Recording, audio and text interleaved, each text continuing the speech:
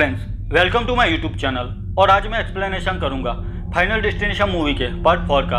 हमने Final Destination के first, second and third part का वीडियो बनाया था। मेरी रिक्वेस्ट है कि इस पार्ट को देखने से पहले आप अगले तीनों पार्ट्स की एक्सप्लेनेशन वीडियो जरूर देख लें, जिससे आप मूवी के कॉन्सेप्ट को इजीली समझ सके। मैं तीनों वीडियो की लिंक डिस्क्रिप्शन में दे देता हूँ, आप वहाँ से उसे देख सकते हैं। अगर आप चाहें तो आई बटन पर क्लिक करके भी वह तीनों वीडियोज देख सकते हैं। ईयर 2009 में रिलीज हुई फाइनल डेस्टिनेशन 4 को IMDb पर 5.2 आउट ऑफ 10 स्कोर मिला है। वही रोटन टोमेटोज पर इसे 28% स्कोर मिला है और ऑडियंस स्कोर 35% मिला है। पर वीडियो में आगे बढ़ने से पहले एक रिक्वेस्ट है कि अगर आप इस चैनल पर नए हैं तो इसे सब्सक्राइब कीजिए और साथ में बेल आइकॉन पर प्रेस कीजिए, जिससे मेरी अगली सभी वीडियो की नोटिफिकेशंस आपको मिल सके। डेस्टिनेशन 4 एक 3D फिल्म है। फिल्म की शुरुआत में एक कार रेस दिखाई गई है जो मैककिनली स्पीडवे में चल रही है। यह रेस देखने 4 फ्रेंड्स वहां पर आए थे।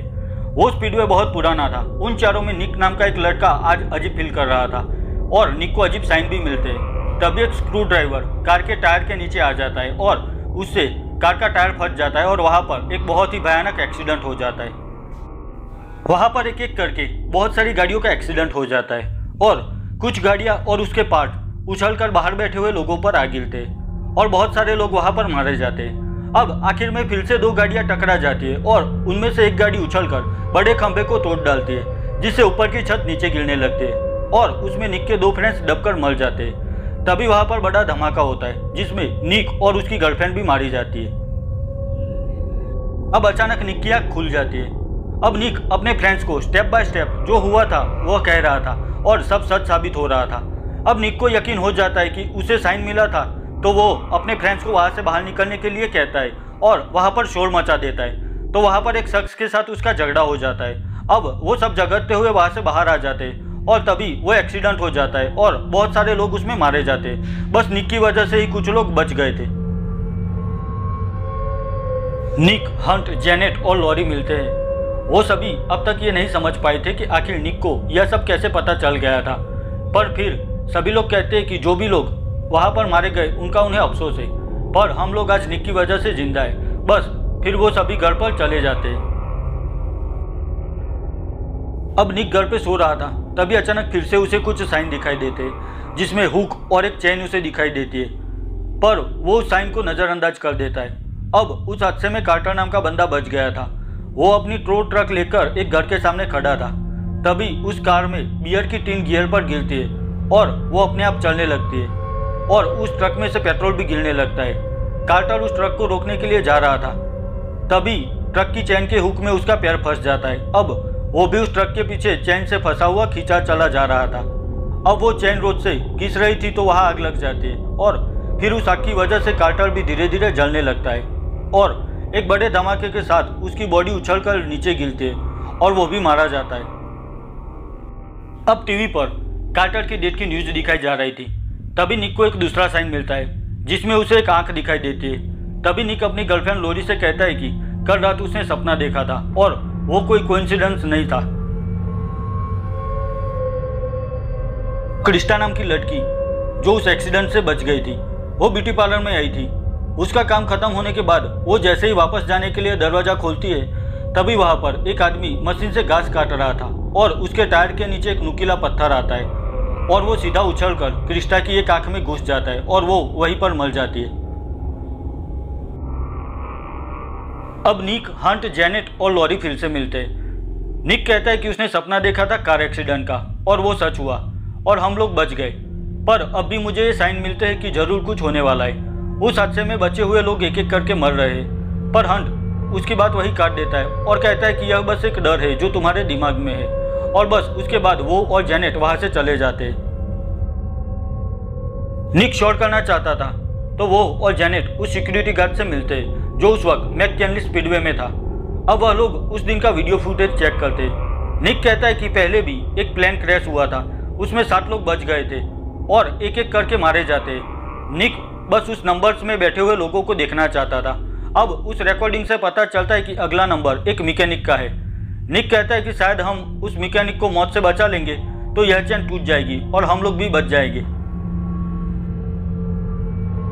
अब निक, लॉरी और वह सिक्योरिटी गार्ड उस मैकेनिक से मिलते हैं और वह लोग बात कर रहे थे तभी अचानक एक लोहे की रेल उछलकर एक गैस कंटेनर से टकरा जाती है। तो गैस कंटेनर स्पीड से उस मैकेनिक को लेकर एक बड़ी लोहे की धारदार बॉर्डर से टकरा जाती है और मैकेनिक की बॉडी के टुकड़े हो जाते हैं और वो भी वहां पर मारा जाता है। अब अगली बारी हंट और जेनेट की थी। तो निक हंट को फोन करता है, तभी उसे एक साइन मिलती है। उसमें उसे एक कॉइन और पानी दिखाई देता है। तो वो हंट को पानी से दूर रहने को कहता है, पर हंट स्विमिंग पूल के पास ही था और वह इस बात को सीरियसली नहीं ले रहा था। तभी एक बॉल उसके हाथ पर लगती है और उसका लकी कॉइन स्विमिंग पूल में गिर जाता है। अब वो जैसे ही स्विमिंग पूल में जाता है तो एक होल पर फंस जाता है जहाँ से पानी फ्लो हो रहा था। अब वो वहाँ पर बुरी तरह फंस गया था और तभी पानी का प्रेशर बढ़ जाता है और हंट की बॉडी उस फ्लो से खींचकर बाहर आ जाती है और उसकी बॉडी के टुकड़े टुकड़े हो जाते हैं। दूसरी ओर हंट की गर्लफ्रेंड जेनेट अपनी कार वॉश करवाने के लिए गई थी। वहां पर अचानक से मशीन में शॉर्ट सर्किट की वजह से कोई एरर आ जाती है और गाड़ी के सनरूफ से जेनेट की गाड़ी में पानी भर जाता है। अब जेनेट जैसे तैसे करके अपना मुंह सनरूफ से बाहर निकालती है और आखिर में वो कट कर मरने ही वाली थी। तभी वहां पर लॉरी आ जाती है और अपनी कार की टक्कर से जेनेट को वहां से निकाल लेती है और जेनेट बच जाती है। अब निक, लॉरी और वो सिक्योरिटी गार्ड मिलते हैं और जश्न मनाते हैं क्योंकि उन्होंने जेनेट को बचा लिया था और मौत की चैन आखिर तोड़ दी थी।